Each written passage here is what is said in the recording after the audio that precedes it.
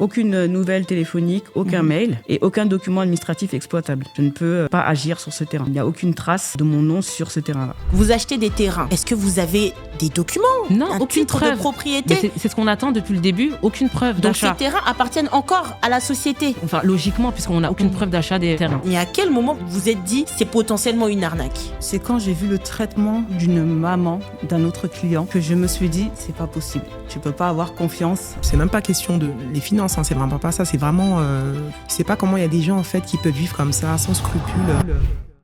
Nous allons recevoir notre troisième invitée, encore une femme, et je vais la laisser se présenter. Mais j'ai une question. Vous avez toutes tenu à témoigner de manière anonyme. Est-ce que vous pouvez m'expliquer pourquoi? Bonjour, merci de nous recevoir. Alors, on a toutes tenu à témoigner de manière anonyme parce que déjà nos proches ne sont pas informés pour la plupart. Généralement, dans nos cultures, ce sont des investissements qui passent par la famille. D'accord. Et comme on a pu le voir avec les générations de nos parents, ça n'a pas forcément fonctionné. Et là, c'est quelque chose qu'on a tenté de notre côté. Et je ne sais pas si c'est culturel, mais on ne parle pas de nos échecs aussi. Ah oui. Ça peut avoir un lien avec ça. Et on cherche aussi à préserver nos parents. Voilà, on a déjà tous assez de soucis comme ça. Oui. On ne cherche pas à leur en ajouter, en fait. D'accord. Donc, si je comprends bien, ces investissements qu'on fait en Afrique, comme je l'ai pu le dire tout à l'heure, c'est normalement des choses qui se gèrent en famille, avec la famille qui est sur place. Voilà. Mais cette société vous dit, comme globalement, généralement, on a constaté que quand ces investissements se faisaient par l'intermédiaire de la famille, ça se passait mal. Exactement. Je veux être votre intermédiaire pour que ça se passe bien. Et finalement, ça ne s'est pas bien passé. Racontez-moi un petit peu votre parcours. Exactement. Alors, quand j'ai connu la société dans son storytelling, c'était... la personne qui dirige la société disait comprendre nos difficultés et que, elle avait vu, elle aussi, ses parents avoir de gros soucis lorsqu'ils investissaient dans leur pays d'origine. Et du coup, ça a ajouté au fait que c'était une personne qui a été beaucoup présentée dans les différents médias qu'on était amenés à suivre en tant que ressortissants de la diaspora. Ça nous a donné confiance. Donc, c'est ce qui fait qu'on a investi. Mon mari et moi, on avait fini nos études. Et après, on avait galéré à trouver un taf. Et dès qu'on a eu un peu de stabilité, on s'est dit, on va investir. Surtout que on avait connu quand même un peu de difficultés à trouver un taf. C'était juste après nos études. Et du coup, on a investi. C'était notre premier investissement. Et on s'est tourné vers l'Afrique parce que je pense que c'est un phénomène aussi qui est lié à la... Je dirais que il y a de plus en plus de problèmes sociaux en France quand même et économiques qui font qu'on on se ferme pas la porte de l'Afrique. Bien sûr. Elle est même celle que l'on priorise lorsqu'on pense à s'expatrier, par exemple. Bien sûr. Et c'est la raison pour laquelle nous avons investi via cette société-là. Voilà, parce que cette personne disait connaître nos difficultés et disait avoir la solution pour nous permettre d'investir en Afrique. Sauf qu'au final, je dirais que cette personne s'est servie de nos difficultés à son avantage, plus qu'autre chose. D'accord. Donc, elle a identifié ce problème et elle a voulu apporter une solution. En tout cas, elle a prétendu apporter une solution et finalement, elle vous a apporté d'autres problèmes. Voilà. Si je comprends bien. Mais Typiquement. Parlez-moi un peu plus de vous. Je comprends que vous êtes mariée. Est-ce que vous avez des enfants? Oui, j'ai 2 enfants, oui. Ok, d'accord. Et vous avez investi avec votre mari. Voilà. Et si je comprends bien, ça ne s'est pas bien passé. Mais dites-moi un peu, dans quoi vous avez investi? Quel était l'objet de cette opération? Ok. Alors, nous, on a investi par le biais d'une tontine immobilière, c'est-à-dire que tous les mois, pendant 20 mois, on a payé 250 €, plus 150 € de frais d'adhésion pour pouvoir commencer. Donc, c'était une tontine terrain. Au bout du 10e mois payé, on est censé commencer à vous présenter des terrains en fonction de vos préférences. Et d'ailleurs, c'est même c'est l'un des points pour lesquels j'avais choisi cette société-là et pas une autre, parce qu'eux, ils disaient qu'ils pouvaient nous faire des propositions sur l'ensemble du territoire sénégalais. Et au bout du 10e mois, rien ne se passe. 12e mois, rien ne se passe. C'est nous qui devons les relancer pour avoir des propositions. Et lorsqu'on les relance, on n'a pas toujours de réponse. Quand finalement on parvient à avoir des propositions, il n'y a pas de suivi. C'est-à-dire que nous, on va envoyer des personnes sur place pour faire des visites. Et des fois, même, on fait visiter des choses à notre intermédiaire sur place qui ne sont pas forcément celles qui sont présentées sur l'offre qu'on nous a fait. Enfin, il y a quand même pas mal de choses qui ne se passent pas comme annoncé et qui ne se passent pas de façon normale. Donc, voilà, moi, je relance. Et puis, il est arrivé, je pense que ce qui nous a calmés, c'est qu'à un moment donné aussi, on est tombé sur un collaborateur qui s'est montré bienveillant, entre guillemets, qui s'est montré à l'écoute, qui nous a promis qu'il allait faire bouger les choses. Mais au final, rien n'a bougé. Et je pense que lui-même, il ne fait plus partie de la société, bien évidemment. Et voilà, quoi. Donc, au moment de l'exécution de ce contrat, il y a des dysfonctionnements. Premièrement, on vous promet qu'on vous propose un contrat, qu'on vous fait une offre au bout de 10 mois.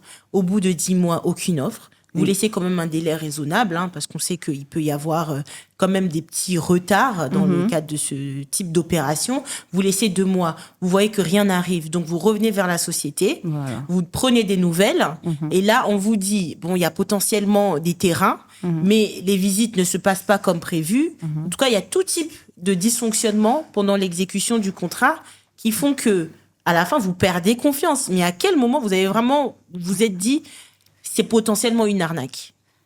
Alors, je pense que c'est quand j'ai vu le traitement d'un autre client ou d'une maman d'un autre client que je me suis dit, c'est pas possible. Tu peux pas avoir confiance en cette structure-là. Clairement, une structure qui veut autant léser une maman alors qu'on sait comment la vie est difficile ici pour nous en tant que diasporans et encore plus pour nos parents. Si elle a fait ça, c'est que ses intentions ne doivent pas être bonnes, en fait. C'est pas possible. Et après, de fil en aiguille, de témoignage en témoignage, je me rends compte que c'est plus gros que ça, en fait. Qu'il y a des gens qui, parfois, y ont mis leur héritage, qui ont mis tous leurs économies pour la retraite. Mais ça ne la fait pas bouger plus que ça. Ça ne la fait pas bouger. Et pour mon cas aussi, ce que je pourrais ajouter, c'est que moi, lorsque j'ai signé avec cette société-là, lorsque j'ai re-signé, parce qu'il y a eu un premier contrat qui n'a pas abouti, donc on m'a fait une proposition de terrain. Et en gros, ça fait suite à un scandale qui a explosé sur les réseaux sociaux. On m'a fait une proposition. Et à ce moment-là, moi, je suis fatiguée. Je veux juste en finir le plus rapidement possible. Et je le fais savoir à la personne que j'ai. La personne me rassure en me disant que voilà, il s'agira d'un titre foncier et tout, et que si je paye des frais nécessaires, il s'occupera en fait de tout ce qui est à côté, que ce soit les frais administratifs, que ce soit le billet d'avion qui nous permettra de nous rendre sur place. Parce que la logistique aussi, grosso modo, ça a un coût. Donc, je me dis, pourquoi pas. Et elle me promet... elle me dit, écoute, d'ici fin décembre, janvier, ça sera fait, on va faire les dépôts. C'était en janvier, et on parle de janvier 2024. À ce jour, les dépôts n'ont pas été faits. À ce jour, c'est encore pire, vu que la personne qui est à la tête de la société, elle se dédouane totalement de la responsabilité première qui était de nous donner un titre de propriété. Désormais, elle se limite au dépôt. Or, le dépôt seul ne suffit pas à nous donner ce titre de propriété. Il faut du suivi, il faut faire des relances, il faut suivre tout ça, en fait. Et faire un simple dépôt, ce n'est pas du tout ce qui a été convenu. Et pendant ce temps-là, le plus intéressant, c'est que, elle nous laisse, par la suite, une fois qu'elle fait les dépôts, elle nous laisse nous débrouiller avec les autorités locales. Alors qu'à la base, si on a fait appel à cette société-là, c'était bien parce qu'on savait qu'on allait avoir du mal à faire cette partie-là. Et pendant ce temps-là, madame continue à créer d'autres sociétés. D'accord, ok. Alors, je vais vous couper, excusez-moi par avance, mais vous avez soulevé plusieurs problématiques. Déjà, à quoi s'obligeait la société? C'était une obligation de résultat ou une obligation de moyens? Parce que vous avez parlé du dépôt. Déjà, dites-moi ce que c'est que le dépôt. Qu'est-ce que vous entendez par dépôt? Et par la suite, est-ce qu'elle devait tout faire pour obtenir le titre de propriété et vous prouver qu'elle a employé tous les moyens nécessaires pour pouvoir obtenir ce titre, auquel cas elle respectait le contrat, ou est-ce qu'elle s'obligeait à vous obtenir ce titre de propriété, auquel cas ce serait une obligation de résultat? C'était quoi le contrat entre Elle vous? s'engage à nous donner la propriété du terrain convenu. Donc, c'est pas une obligation de moyens, parce que je dirais même l'obligation de moyens, elle est même pas respectée au bout d'un an, quand on n'a pas, au bout de plus d'une année, certaines fois plus de 2 ans, quand on n'a même pas pu faire un dépôt, quoi. Donc, il n'y a pas de moyens qui sont mis en place, contrairement à ce que stipule le contrat, d'ailleurs. Je ne sais plus c'est quoi l'autre question. C'est quoi exactement le dépôt? Qu'est-ce que vous entendez par dépôt? Alors, si je résume la situation, on vous propose un terrain. Et après, qu'est-ce qui se passe? Comment ce terrain appartient à une autre personne? Comment ce terrain devient votre terrain? Et comment comment cette société doit procéder pour que ces terrains, pour faire justement la transition de propriété entre le propriétaire précédent et vous? C'est quoi le dépôt? C'est vraiment ça le truc. La société qui, auprès de différentes autorités locales, les impôts, le service des impôts et autres, qui déposent les dossiers, en fait, pour que la mutation soit faite, qu'il y ait un changement de nom de façon officielle, que le transfert de propriété, que la jouissance, en fait, du terrain soit transmise à l'acheteur, tout simplement. D'accord. Enfin, et ce dépôt, il a été fait à ce jour? Non, il n'a pas été fait. Donc, elle n'a même pas effectué les diligences administratives pour que le transfert de propriété se fasse. Exactement. Ça fait 1 an que ce dépôt est supposé être fait dans mon cas. Parfois, c'est plus long que ça.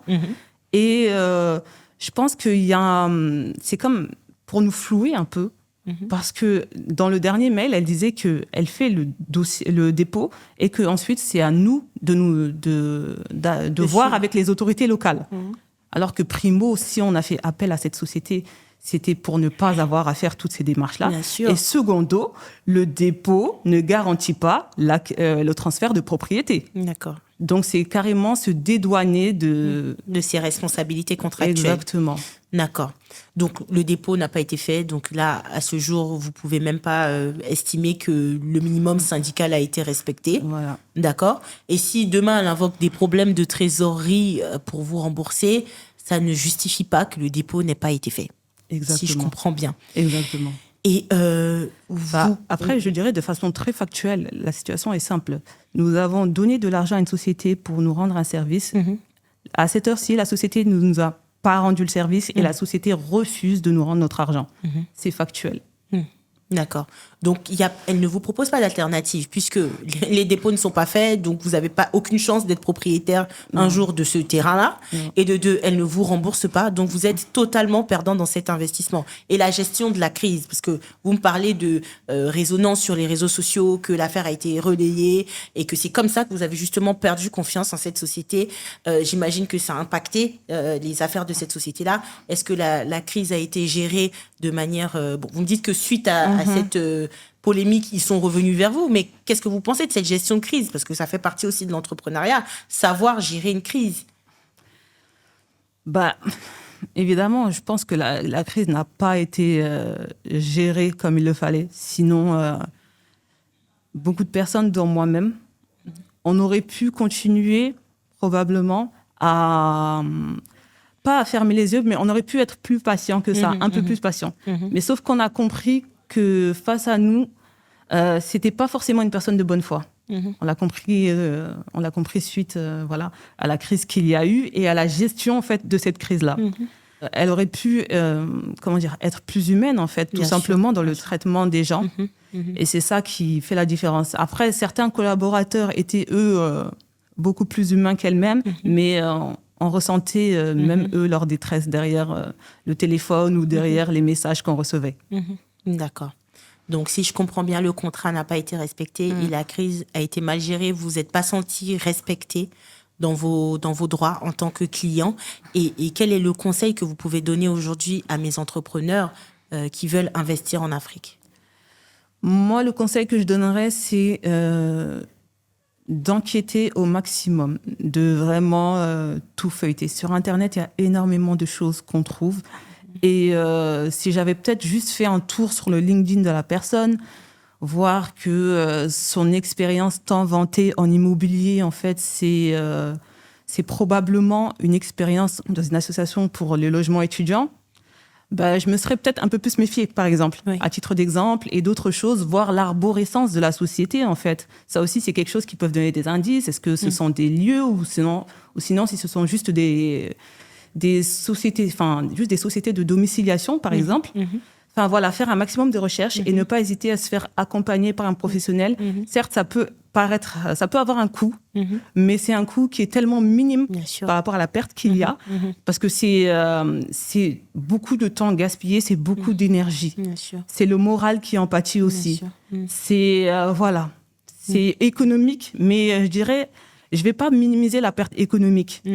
Mais surtout sur le moral, ça joue beaucoup. C'est beaucoup de temps après qu'il y a pour réunir les dossiers, pour trouver les personnes, même pour se faire accompagner en tant qu'avocat. Je sais que beaucoup de personnes ont eu du mal. Moi-même, j'ai dû voir plusieurs avocats.